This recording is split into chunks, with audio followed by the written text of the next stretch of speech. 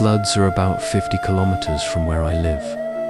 I visited these areas just last year, and it is difficult to see the devastation now for districts Rasua, Deding, Gok, and Chitwan have been severely affected.